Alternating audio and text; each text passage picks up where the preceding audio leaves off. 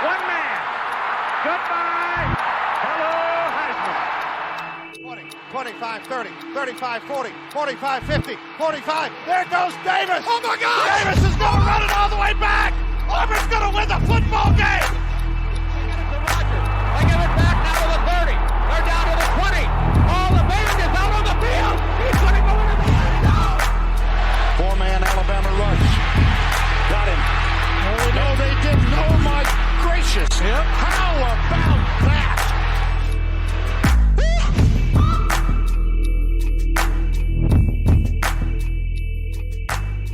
Guys, part of our new partnership with the Transfer Portal CFB involves a lot of writing from all three of us. I've written a couple of articles that have been published. You guys are about to jump on that bandwagon as well. And with it being here the end of March, we're about to turn the page into April. Almost everybody is in spring football right now. And so one of the questions that we were getting and that I wrote about on the Transfer Portal, you guys pinned articles as well that you'll post over on our Twitter and our Instagram. Who are some of the breakout candidates that we can expect to see, not only here in spring ball, but looking forward into 2023 and the season to come? We're going to dive into all of that and much more here on the latest edition of the Three Technique, a college football podcast at the intersection of the X's and O's and the Jimmies and the Joes. I'm Mitch Mason, Trey Reeves, Garrett Turney. Fellas, it's been a little bit since we've all been together on a podcast.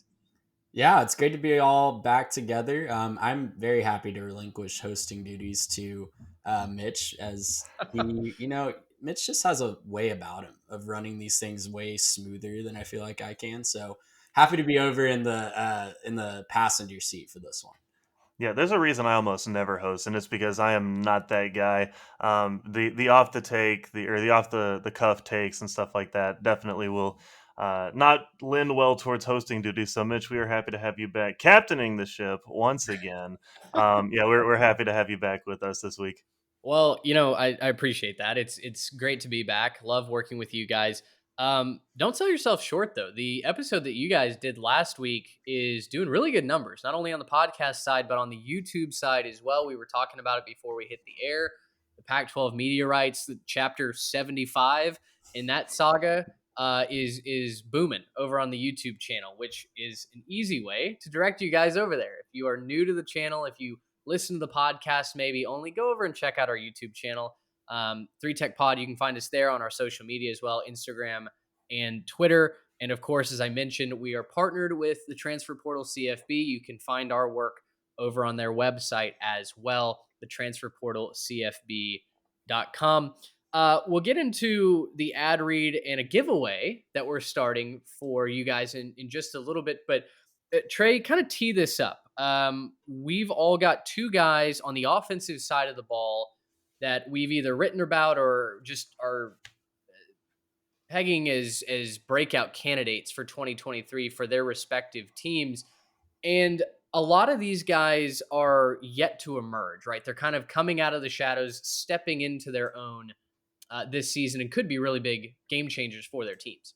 Yeah, when you look around the college football space right now, there are a lot of breakout candidate articles, but you see things like, you see things like Connor Wegman, or you see things like our guy, Cade Klubnik at Clemson, like guys that I think have already kind of gotten their chance to emerge on the national scene, at least getting an opportunity last year. Maybe not so much for Wegman, as he's going to be able to have a full year under his belt this year. Same thing with Klubnik, but we've kind of seen those guys, right? And so we're wanting to take a little bit step further, dig a little bit deeper to find those guys that can kind of come, not necessarily out of nowhere, but be more surprising stars that we're talking about nationally come 6 months from now, 7-8 months from now.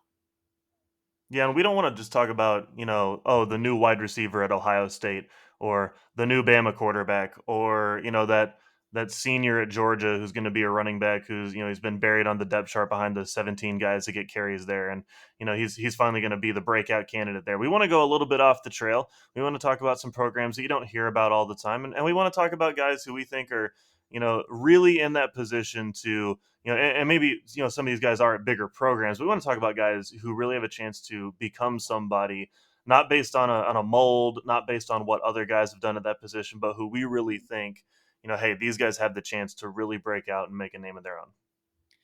Well, I'm excited to dive into this, and let's go ahead and get into it. We'll do a round here. We'll talk about the giveaway, and then we'll finish up. So Trey, let's actually start with you here. First offensive player that you're really looking forward to seeing how they shine in 2023, and a guy that you wrote about in SMU quarterback Preston Stone. Yeah, as vested investors in this SMU program, I think Preston Stone's going to be worth the price of admission this year, fellas, as we are entering year 2 as season ticket holders for the Ponies. But if you're not really enamored with G5 program building or state of Texas recruiting or anything like that, like you don't follow those things, Preston Stone's probably not a name that's on the top of your mind. But I think by the end of the season, he will be. He's a guy coming out of high school a couple of years ago. He was a 4-year starter at Dallas Parish Episcopal. Made a lot of waves when he chose to sign with SMU in 2021 over the likes of, every Power 5 program in Texas offered him. National powers like Alabama, Ohio State, Georgia, you name it, he had an offer from that power school. And he chooses to stay home, go to SMU, and Tanner Mordecai, he has been lighting the world on fire for the Mustangs in that offense the last couple of years. Preston Stone was this close to beating him out, both as a true freshman and as a redshirt freshman this past year. It was a true competition, neck and neck in both years. Preston Stone came up just short, but he's had a lot of time to kind of grow his craft at practice, figure out things. He was injured last year. His one start, he unfortunately did hurt his collarbone and was pulled from that game. So he is coming back from an injury this spring, but guys, the talent is absolutely there. He was a high 4-star coming out of high school. Again, had offers from everywhere in the country, chooses to stay home and be part of this resurgence of the SMU program. That's really what made him choose to stay home and go to SMU. He wanted to be part of building this program up and making it into more of a power program. We talk about, I'm sad we don't have a Pac-12 media rights update for you guys this week, but SMU moving in the direction of wanting to join the Pac-12 or, moving into looking to up the ante and move into a power conference. Preston Stone, part of his decision was wanting to be a part of that, putting SMU on the national map and kind of re-cementing their status as not just a regional G5 power here in Texas, but competing for more things like New Year's Six Bowls, like maybe even the college football playoff in a couple of years when it's expanded. So I'm really excited to see what he can do. And in the writing about him, it's really clear to see why he is a breakout candidate. We talk about the talent. We talk about the natural ability. He showed it on the field in spurts last year. He kind of got some mop-up duty, and he also got one start with Tanner Mordecai injured. In the first half of that start, guys, he had already thrown for over 200 yards and a couple of touchdowns before he got injured. So kid can sling it. He can do it with his legs as well. I'm really personally excited to see how Rhett Lashley uses him as a true dual threat quarterback. The last guy that he had as a dual threat quarterback, you guys might remember him, De'Aaron King. He put up video game numbers in this offense, throwing for over 3,000, running for about 800 or 900. So I'm really, really excited to see how he does in this offense that's built for just video game numbers for the quarterback. You saw Tanner Mordecai put up ungodly numbers for 8 touchdowns in one game last year against the Houston Cougars. So Preston Stone, guys, he has all the talent in the world. They are handing him the keys to the Ferrari in this offense. And I think he's going to rise to the occasion. I think we're going to be talking about him as one of the best, if not the best G5 quarterbacks in the country by the end of the season. As an SMU season ticket holder, you might get a letter from the athletic department for handing him the keys to a Ferrari and not a Ford Mustang. Yeah. What is the official? Yeah, whatever the official car of SMU. I was gonna say, I think they probably expect this to be more on brand than that. So it is Highland Park though, so it's got to be a Ferrari or a Maserati or a Tesla. I don't know, some luxury vehicle. That's right. I'm excited to watch him. I think he's a big part of why, like you mentioned, we renewed our sponsorship of SMU athletics. We placed more hard-earned American coinage in their pockets, and it's going to be a lot of fun to go out and see what he can what he can do, that offense should be a blast. I think the big question for SMU is, does anybody decide to suit up on the defensive side of the ball? It didn't look like it last year, and you need to score 50 plus if you're going to win with the way that SMU played defense last year. But yeah, if Preston can become something special, what an awesome story that would be. I think he would command a lot of national headlines. Well, and he's going to have a lot of help. It's not going to just have to be him in his first year as a full-time starter. I don't want to make this the SMU hour, but I will, plug them for their ability to recruit, because not only have they gotten a lot of really talented guys locally, reached out to Lashley's Florida connections, gotten a few players from there. They had the number 10 transfer portal class in the entire country this year. Absolutely loaded. They brought in 17 or 18 guys, most of those from Power 5 schools. Every offensive position is going to have legitimate talent. You mentioned the defense is going to be a question mark. No doubt about it. He's also, in my research for this article that I wrote about him, they only play 3 top 50 pass defenses from 2022. So there's a lot of opportunity to put up some gaudy numbers against not the best competition as well. Yeah. Well, and when you brought up Preston Stonetree, I was sitting there and I saw the message come across, and you mentioned who you were talking about, and he kind of had me doing the finger snap. I'm like, oh, he's that guy who's the, and I couldn't remember who you were talking about, and then I look him up again. I'm like, oh yeah, no, this guy, and I couldn't believe that was a deep cut. Obviously, y'all are much closer to SMU, but kind of a deep cut there as far as breakout candidates, and that's what we're talking about with a breakout candidate. You want a guy who can, come out and do that. I was looking at a little bit of the film. I went back and I watched a little bit of that film from his start there, where you were saying he threw for a couple hundred yards. He can sling it, and that was my big question. Was I was saying, hey, is there any way that SMU can keep at this level of offensive production? Mitch, you mentioned it. Nobody plays defense over there, unfortunately, for SMU. Maybe that'll change. Maybe that'll change. We don't know. We'll see. But at least last year nobody played defense, and so it seems like the formula, at least for SMU, is score a bunch of points.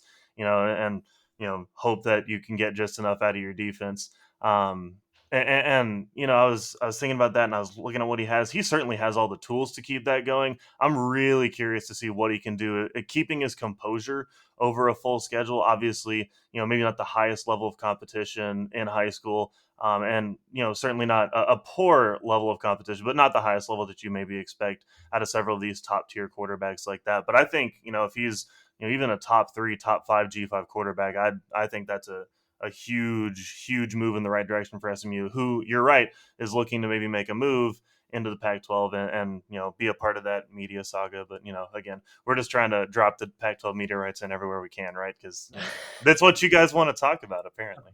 Well, and for 2023, at least for SMU, it's a fascinating schedule because they do have 2 Big 12 opponents in Oklahoma and TCU. I don't think you're really necessarily shaking in your boots to face either of those defenses. Obviously, they have talent, but not necessarily known for being defensive powerhouses the last couple of years. And then the American is all of a sudden wide open with the departure of Cincy, Houston, and UCF. So SMU certainly has an opportunity to kind of rise up in the next tier of the American, kind of be up there. They're going to be competing with, I think, Tulane and UTSA to win the conference this year. It's going to be a lot of fun to watch Group of 5 football. I know, some folks are down on it and with the Big 12 poaching through the best teams, I get it. I'm still very intrigued by what's going to go on in the Group of 5. You mentioned Preston Stone was a coveted name. Oklahoma really wanted him, and you're going to return to Boomer Sooner country here in just a little bit with your other offensive player. Garrett, let's go over to you, and we've talked about Pac-12 media rights and shoehorn that into as many episodes as we can. I think you're taking us out west for your first breakout candidate, Ja'Quinden Jackson. Yeah, and a guy who, remember, was recruited as a quarterback out of another Dallas area high school. So, look, we were talking about, big-time players at all these different colleges and how we're not going to go that direction. And I know that Utah has won back-to-back conference championships. I get that, okay? And so I'm not necessarily going for small program here, but Ja'Quinden Jackson, look, this dude is about as set as anybody to make a big splash. I want to go kind of through his story and kind of how he got to where he is, because I think he's a really interesting candidate. So, as I mentioned, he was a guy who's coming out of Duncanville, and in high school, he was an elite athlete. I mean, I remember watching him even his sophomore year in the playoffs, and a game where my high school ended up beating Duncanville. Little plug there, but it was just a really interesting one because I saw him and it was kind of a who's going to get the ball last, like, or who's going to, because he was going to score. You just knew he was going to score. And we played physical, defense at my high school, but he was still just trucking dudes that were, his size, maybe a little bit bigger. And I mean, just running around people. He's an insane matchup in high school. So naturally, he gets recruited to all the biggest programs, heads to Texas originally, and doesn't exactly end up fitting there. I don't think that they really knew how they wanted to use him. I think they were thinking about moving him to running back, maybe keeping him as a bigger quarterback. I think there were brief talks about moving him to tight end at some point, and that just didn't end up washing out very much.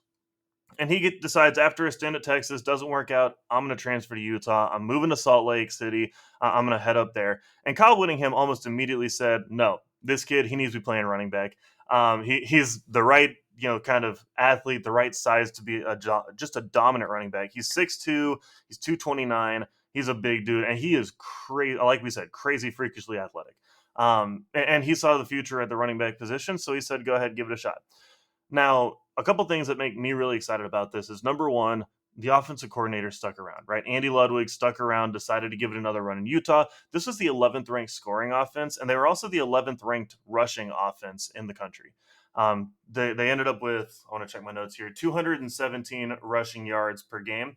The Utes aren't necessarily afraid to pass, but being physical at the line of scrimmage, that's their bread and butter, right? That is what they do. That's how they succeed, especially in a Pac-12 conference where, let's face it, defenses don't typically play as physically as in other conferences, right? It's a lot more of a spread it out, passing-based offense out there, and that's how the defenses are typically designed.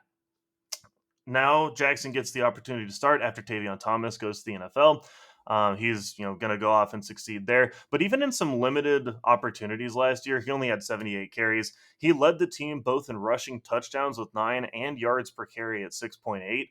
This guy was already dominating before he got the chance to start. Just go back and look at a couple of his big performances at the end of last year. He had that like 53-yard touchdown run against USC where he trucks through the line of scrimmage, running down. He dragged a DB like 15 yards into the end zone to kind of ice that one. He had that one where he hit the Rose Bowl game where he hit the spin cycle on that Penn State defender, runs through a bunch of arm tackles down the sideline, scores another big touchdown there. You just watch the guy run, and he just passes the eye test, right? We don't want to only go by the eye test, but these are against two pretty good defenses and pretty good athletes, at least in those defenses. Penn State had a really good defense last year. He had no problem having some success against them. I just think with more opportunities, this guy's going to break out. He's built for it. He's built to be a bell cow. He's built to be, just that physical presence.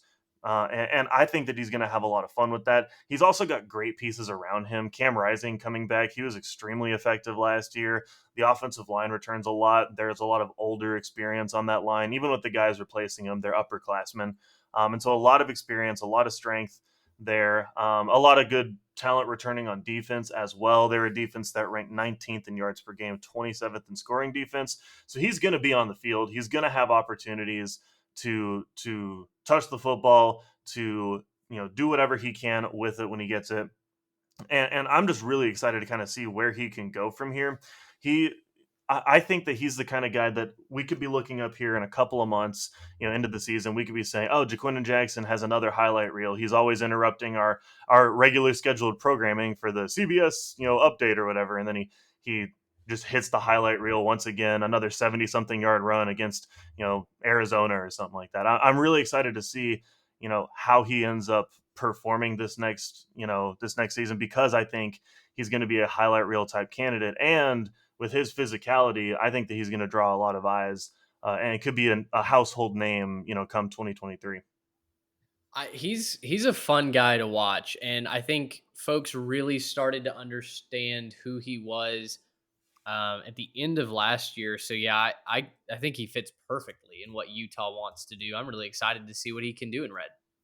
Yeah, that postseason run that they had, starting with I think right before the postseason with Colorado, but Mhm. USC and Penn State just had no answer for him on the defensive side of the Yeah. ball. He was just insane, absolutely what you're looking for in a breakout candidate. He's already done it on the field. We've seen it. He had almost 8 yards a carry last year, something Mhm. ridiculous like that, almost 7 yards a carry, excuse me. And he's explosive. He's going to be probably the best athlete on the field most of the time when he steps up out there. And yeah, the Utes fans are going to have a lot of fun watching him this year. I'm excited to see if he can truly kind of complete that change in position, right? Go from a quarterback to just an elite athlete playing at the running back position, and then I'd love to go see him make it to the NFL as well.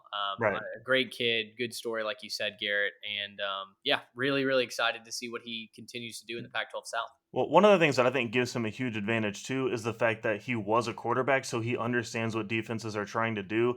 And that can help you with your vision as a running back. A lot of running backs, just pure running backs, they come out and they have to learn how to look at a defense and where they're shifting and find the holes and find the gaps.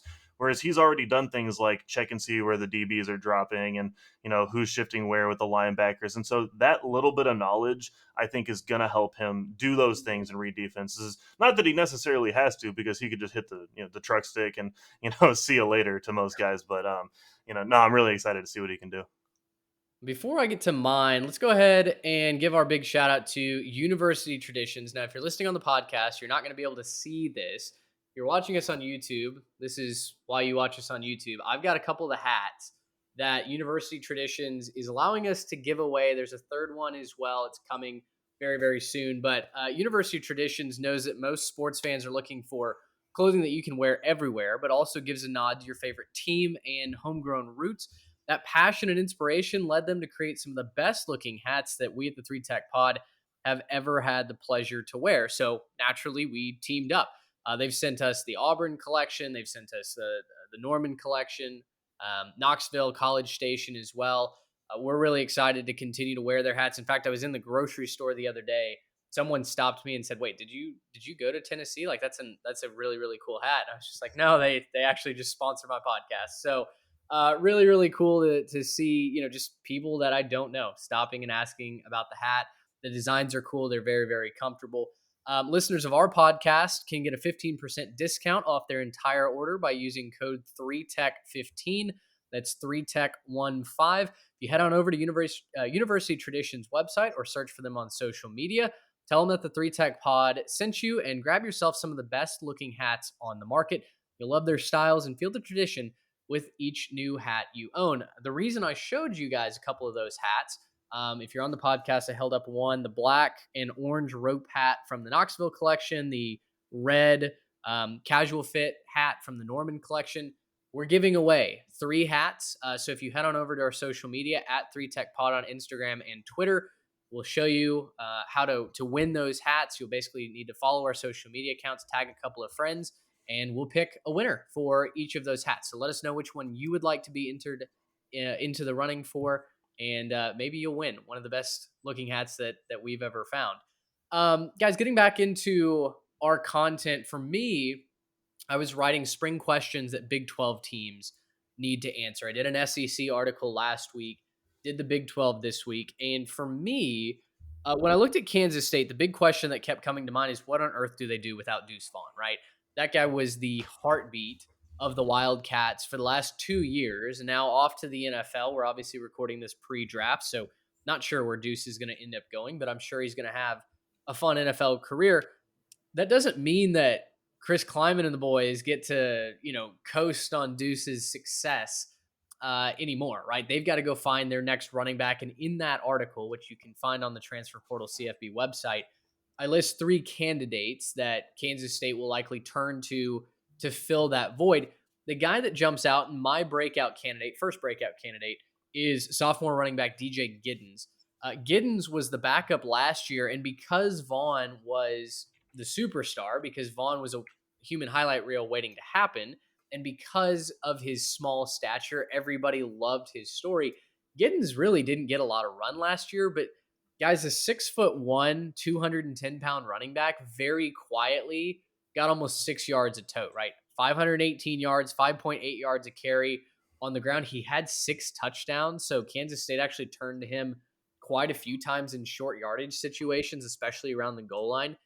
And for me, in a system that really prioritized and rewarded the ability to run the football. Now, with maybe a less than aerial quarterback in Adrian Martinez, now they've got Will Howard. So the offense might shift even more towards the passing attack, but still, Kleiman's an old school guy, right? He prioritizes being able to pick up the chains and get those first downs.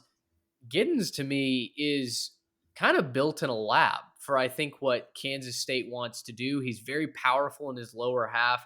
He runs angry. He's athletic. He can get between the tackles. I know that he's not immediately going to fill the shoes of Deuce Vaughn, nor should he. But for me, he's a different style player, and yet I think he can help elevate Kansas State to where they stay at the top of the Big 12 this season. Yeah, I think you're absolutely right about that. If you want to just know how successful he can be, he only had 10 carries a couple times, so obviously not the numbers that you would expect from most, running backs that you want to prove if they had success. But if you look at that game against Alabama at the end of the year, he had 9 carries for 67 yards. That's 7.4 yards per carry. That's really solid, right? 7.4 yards a carry against a very good Alabama team. I know that it's a bowl game and maybe some of those were because they jumped ahead and they didn't care as much. Whatever. Okay, you can say whatever you want to say. Fact of the matter is he had success against Alabama. And I think that that's the kind of thing you have to look for, especially since that's the last thing we saw out of him. That's the thing you have to look for going into this next season in the Big 12, where you're bringing in a bunch of brand new teams. So who knows how that's going to look. You've got a Texas and Oklahoma team. They're both leaving, so we don't know, where their motivation is going to be, if they want to, go out on top, or if they just don't really care. They're looking forward to the SEC. We don't know where the motivation is going to be for anybody. What we do know is Kansas State had a great season last year. We do know that Will Howard seems to be a really good quarterback. He already kind of made his name known. And I think with him being able to kind of take the pressure off the run game, which is really why they ended up losing that game to Tulane earlier in the season, was just because they couldn't run the ball. They got smothered. If you can take the pressure off of the run game, I think that you're in a really good position as Kansas State to have success, both in the run game and just offensively overall, to have a really balanced offense. And especially with a guy like Giddens, I mean, he's got all the tools, right? He's got all the tools that you'd be looking for. He's a lot more sizable. Not that that was a problem for Deuce Vaughn, but he's got the size. He's got all the tools. Mitch, this is a great pick for you. What I'll be interested to see with Giddens is, does he slide completely into the Deuce Vaughn role, or do they try to break up Deuce Vaughn's roles into multiple pieces? Because I think Giddens is certainly going to be the primary runner, it seems like. But what made Deuce Vaughn so dangerous is he had 116 receptions throughout his career. Like, he was their wide receiver one, in addition to ripping off, 8 yards a carry on the ground at times throughout his career. So I don't know that they're going to be able to find the entire package in one player. I think that's just so rare to give you what Deuce Vaughn gave you over the last 3 seasons. But, for Giddens, I think he definitely has the juice on the ground. We've seen that in the past. We haven't really seen it through the air, so I'll be interested to see if he shows more of that component to his game this year. But on the ground, he's absolutely going to be a deadly weapon for the Wildcats. Well, and it's a good point that you bring that up, because as I look at Kansas State's running back stable, they don't really have that proven pass catcher out of the backfield. So the other 2 guys I mentioned in this article are senior transfer Trayshawn Ward from Florida State, and then incoming 4-star running back Joe Jackson. Jackson's probably the guy that can catch more passes out of the backfield, but he's a true freshman who's going to be, at the very best, RB3. You could even argue that Trayshawn Ward, if he proves himself in camp, will get to be RB1 because he's coming over as a senior from Florida State. He's compiled over 1,200 yards in his career, 12 touchdowns. He's never gotten to be the guy for the Noles. But Trayshawn is not the pass-catching running back. I mean, over 4 years in Tallahassee, he just hasn't proven himself to be that, even though he's only 5'10", 189. So I don't know if they have that true element yet. I don't know if Kansas State knows if they have that true element yet. But I do think when you look at, even if they are just splitting reps between Giddens and Ward, I still really like what we saw from Giddens. And I think, you look at their schedule, guys, it's not an easy schedule out of the gate. They play Missouri, UCF, Oklahoma State, and Texas Tech games 3 through 6 on their calendar. So it's not, and they've got Troy and in week 2 at family week. So I mean, it's not an easy schedule. Still though, if Will Howard's throwing the ball and they find a consistent runner at RB1, gosh guys, I mean 6-0 is not out of the realm of possibility heading into a game against TCU. They've got the tricky part will be at Oklahoma State, which I'm actually going to talk about who I think their quarterback one will be the next time around. And then they're at Texas Tech. So for me, a couple of tricky road games that are kind of sandwiched there at the beginning of your conference slate. I don't know what I'm going to project their record to be right now, but I do know that having a guy like Giddens will make it a lot easier to go and win those games, control the clock, especially when you're on the road trying to take the air out of a place like Lubbock, like Stillwater. I think Giddens can be a big guy. Let's stay in the Big 12. Trey, you've got a running back here at Oklahoma who you have tabbed to take his next big step. Yeah, I'm going to go with Javante Barnes as my second breakout candidate. I love that we're keeping it on the ground, going old school, guys. All three of us picking at least one running back here. That's right. But, Javante Barnes, again, another situation where he was the backup guy last year. Eric Gray was the unquestioned RB1, got the majority of the carries. But Barnes got a couple of opportunities last year and really showed out. Specifically at the end of his freshman year, he was the guy. As Eric Gray, I honestly can't remember if it was an opt-out or an injury situation, but Eric Gray was not available in the bowl game against Florida State. A pretty solid running defense, and Barnes ended up being basically the offense for the Sooners. He carried the ball 27 times for 108 yards and a touchdown. And listen, we talked about a couple of really explosive running backs so far. I don't know that Barnes is necessarily going to be that guy. He didn't necessarily show it as a freshman. He had just 4.5 yards a carry. Nothing to sneeze at, but certainly not the, explosion of a Gibbons or some of the other guys we talked about. But I think that, the offense, again, just like we talked about with Preston Stone, the offense setting him up for success. I think the offense, Jeff Lebby's offense at Oklahoma, is definitely going to set Barnes up for success. Eric Gray was really, really solid in this offense, both running the ball and catching it. I don't know that Barnes necessarily will be a receiving back. He didn't necessarily show it with just 5 receptions as a freshman, but he also wasn't on the field in a lot of third down situations either. When he was on there, he was kind of giving Gray a spell, not necessarily in a situation where you'd throw to the running back. So I think he does have the body for it.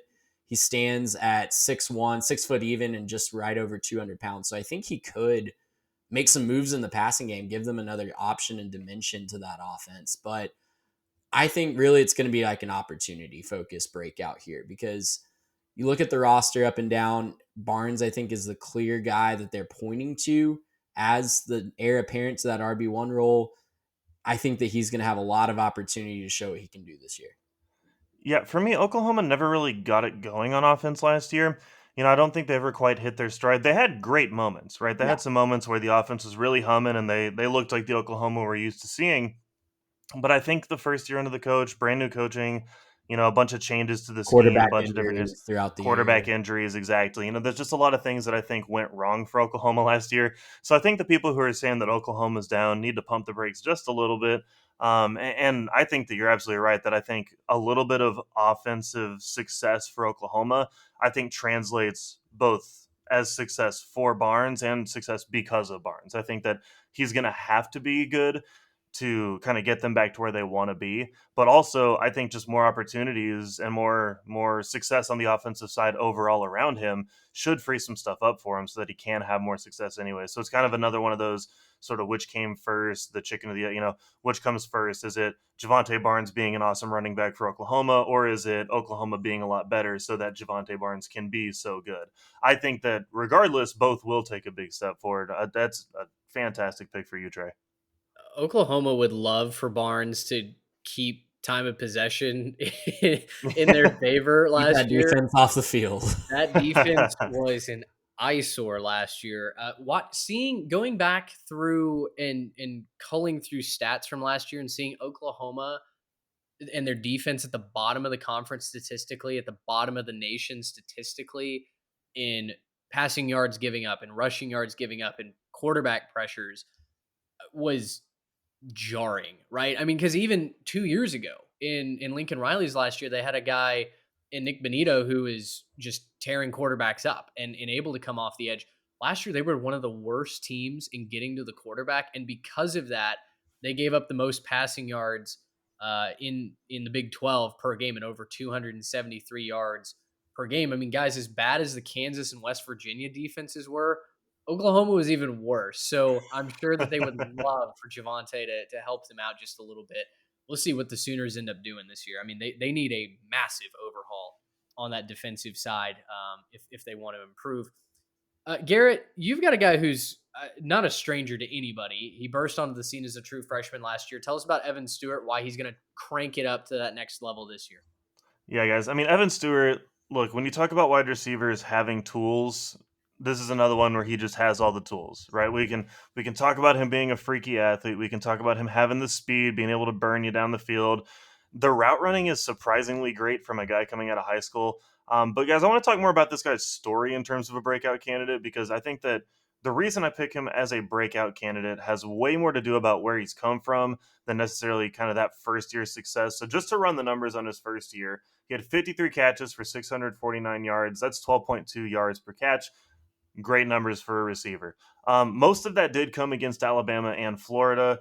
Against Alabama, he had 8 catches for 106. Against Florida, 8 catches for 120. But guys, he also only scored 2 touchdowns. Really low on the touchdown number. Now, obviously, Texas A&M did not score very many touchdowns last year. Anyways, they couldn't hardly score 2 per game. So 2 from Evan Stewart, not a great number, but that doesn't really have much to do with him as much as it has to do, I think, with, again, where we're going, both in his story and with what A&M's doing sort of around him. So his story, for those who don't know, he didn't really play very much his senior year of high school.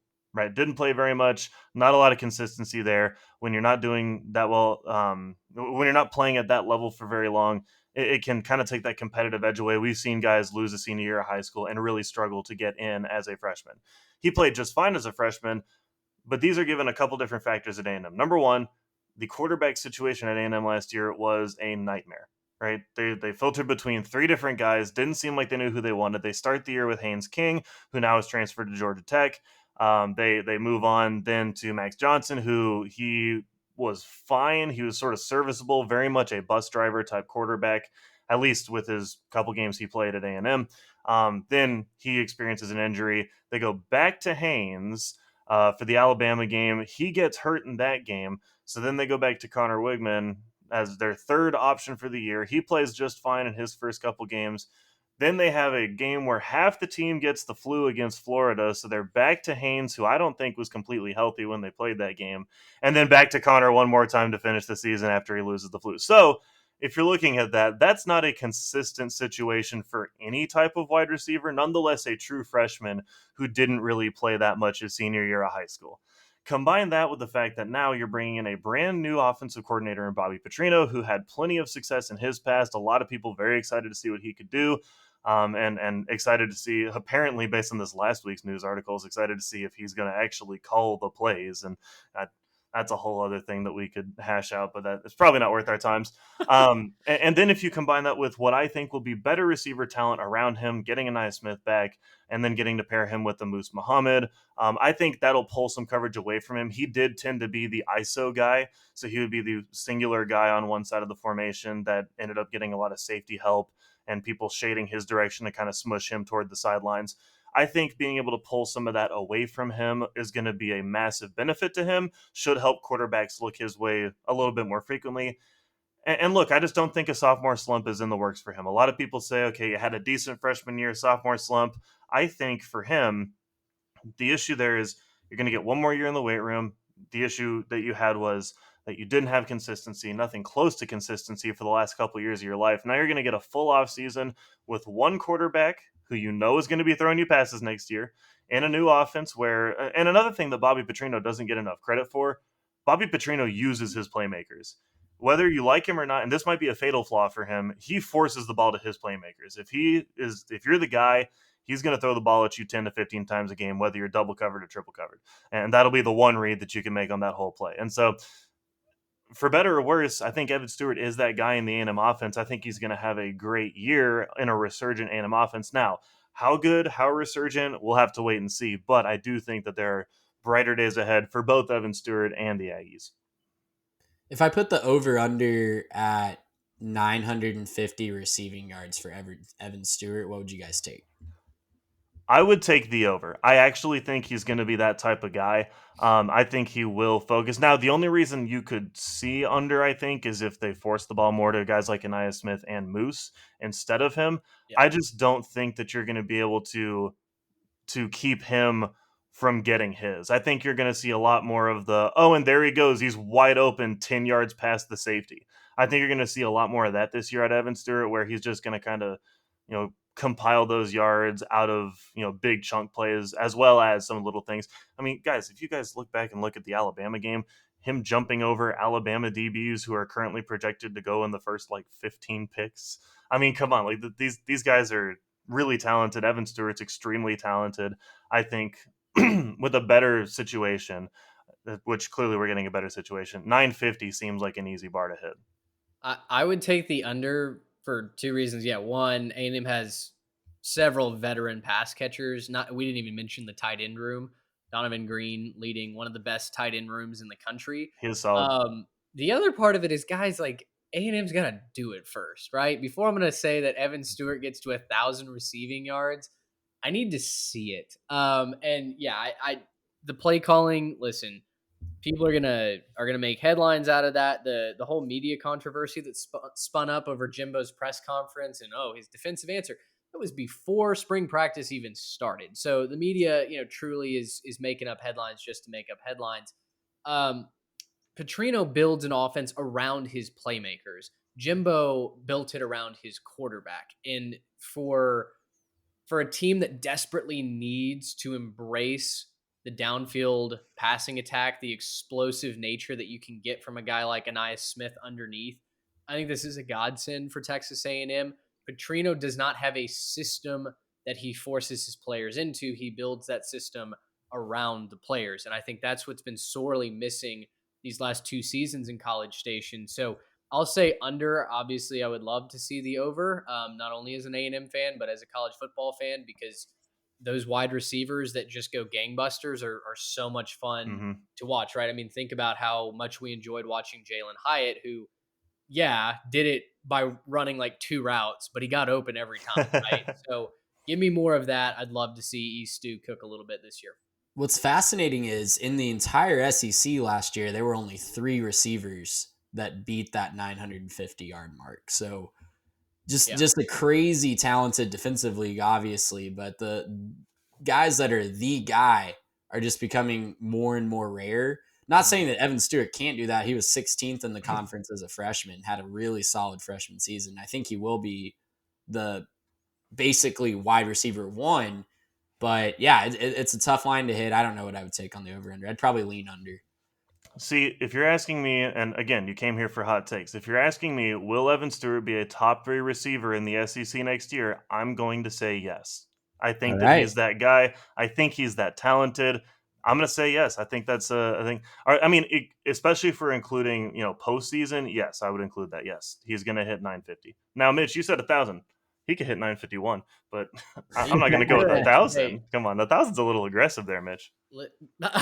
That's 2 broken plays away from being able to have it based off your line. Listen, from your lips to God's ears. I think all Aggies wish desperately for. I mean, who was the last great receiver that they had in College Station? It'd have been Christian Kirk. Yeah. But even Kirk didn't put up those numbers. So yeah, there's other reasons for that. One of those reasons, name I believe, is Jake Spavital. So listen, I mean, Yeah, if you got that kind of production from Stewart, you would be watching something that's not happened in College Station in quite some time. So, plenty of reasons to tune in to watch what Evan can do this year, and I know all three of us are really hoping that that's for a lot of positive reasons. All right, to close this out, I could have gone a couple of different ways, and actually coming into the pod, I was going a different direction. I have audibled since we hit record. I came in thinking I was going to talk about Quinn Ewers and why this year is a prove it year, not necessarily on his own back, but because the infrastructure that's built around him will force him out if he's not successful. And then honestly, Trey, in your opener, you talked about how we were picking guys that, people were off people's radars and we hadn't really gotten to see them. And so I went, okay, you know what? We're going to go a different direction here. So Arch Manning. So, a little known guy. He comes from a tiny private school in New Orleans. Arch Manning. I don't know if you guys have heard of him. No, we're going to go up to Stillwater. Scroll down that article I wrote, and I had a lot of fun putting this together because not only is he a local kid, but his story makes you want to see him succeed for the Pokes. If you have not heard of Alan Bowman, let me introduce you to him. Formerly superstar at Grapevine High School, was very, very successful, set the Grapevine school passing record in 2018, I believe, his senior season. Goes to Texas Tech. Is supposed to be the next great quarterback under Cliff Kingsbury. I don't know if he's come back from Thailand or not, but anyway, we wish Kingsbury the best. Shout out Cliff. Bowman starts out really successful at Texas Tech. And I mean, it looks like the Red Rocket 2.0, right? I mean, he's got the flaming red hair. He's a good looking kid. People are anointing him Texas Tech's Andy Dalton. And then he just can't stay healthy. He suffers a punctured lung 6 games into the season. He breaks his collarbone the next season. By that point, Kingsbury's out. Matt Wells is in.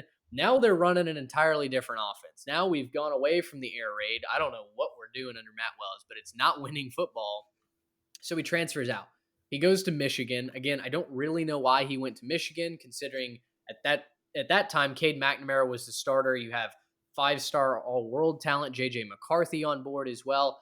So at this point, Allen, who has not been able to stay healthy at any point in his career, is for sure at best the third-string quarterback. He gets into 1 or 2 games up in Michigan in extreme mop-up duty, but again, still not the healthiest guy up there in Michigan. Now we're on his second transfer. We're down at Oklahoma State. Oklahoma State's quarterback room is empty. They have Gunnar Gundy and I'm forgetting the other kid's name who is like quarterback 3 now on the depth chart. But after Spencer Sanders gets hurt, quits on the team, injuries galore for the Pokes, there's nobody home, right? And Oklahoma State limps to a 6-7 record. They go to the transfer portal. They get Alan Bowman in. This is Alan's last hurrah. Now, for Poke fans, this is kind of not bittersweet, but you're allowed a little bit of PTSD because in 2018, Alan Bowman came in and destroyed y'all. Absolutely lit Oklahoma State up in Stillwater. A 41-17 blasting of the Pokes. Bowman threw for, he completed 35 of 46 passes, nearly 400 yards and a pair of scores. Honestly, it was kind of what Tech's true freshman quarterback came in this year, Maverick, and I'm blanking on his name. But Maverick, what he did, really? No, that's a golfer, but good try. Anyway, it's kind of what happened this year, where Tech came in and nearly stole that away from Oklahoma State. So there might be some, Vietnam flashbacks going on right now, but here's the bottom line. For Oklahoma State, you're in desperate need of an answer at quarterback. The transfer portal wrecked your program, right? Spencer Sanders transfers out. John Paul Richardson transfers out. Mason Cobb is now in USC playing linebacker for the Trojans. Trace Ford, your team captain, and yes, you're right, Baron Morton. Trey, thank you for that poll. I had no idea where you're going with Maverick. That's why I threw the Well, that's a different quarterback transfer from Texas Tech. I don't know where I got Maverick either. Anyway, Trace Ford, your former team captain and edge rusher, is now wearing crimson and cream for the Sooners, right? I mean, you lost everybody. Alan Bowman coming in, he's not played and started consistently in 2 years, but if he can unlock the magic that we know that Mike Gundy just is able to find, he develops and gets the most out of players better than almost any other country coach in the country, other than like a Kirby Smart or Nick Saban, right? So if Bowman's able to come in and throw for 4,000 yards, I think Oklahoma State has a chance, despite the roster discrepancy. I think they have a chance to win 8-9 wins. And I would love to see Allen stay healthy and be able to create a little bit more magic in Stillwater. So, I don't feel necessarily as confident in his breakout as I do a guy like DJ Giddens or, guys that you guys have been mentioning. But it's more, if Oklahoma State wins and is successful this year, points at Alan Bowman. It's because of this guy. And for that reason, I really wanted to tell his story and put him out there because, hey, Oklahoma State football is fun to watch. You've got a true gunslinger who's back there, who's, hopefully going to take good care of the football and create a little bit of magic up there for the Pokes. Yeah, the lack of success, I think, just comes from not having the right fit so far, right? But Gundy seems to always get the best out of his quarterbacks. I mean, we'll see what happens with Spencer Sanders at Ole Miss, but look, Gundy gets like everything and more out of his quarterbacks. He makes guys that had no business being any good look like actually solid players. And so even if, even if Alan Bowman wasn't really actually a good player, I still think he'd have some moderate success in Stillwater, being the fact that, yeah, he's clearly got the tools. He's clearly got what you need to succeed at quarterback. I'm really excited to see what he can do at Oklahoma State, especially, the thing that we've talked about a couple times in this brand new look Big 12. I mean, we don't know what's going to happen. We don't know who the top teams are going to be. Seems fairly wide open. I think most of us would probably say that TCU does not repeat the success they had last year, at least not to the same level. And so you don't really know what's going to happen in the Big 12 at this point. I'm really excited to see what we could get out of Oklahoma State. And again, Alan Bowman, who, funny enough, guys, I think we actually picked 4 out of 6 of our guys here are DFW high school athletes. How about that? There you go. How about that? Hey, listen, the recruiting hotbed that is North Texas, I think it's statistically the hottest recruiting bed in the country. There are more 4- and 5-star blue chip recruits that come out of DFW than there is any other, general area in the country. So love to hear it. High school football is great here in the state of Texas. Yeah.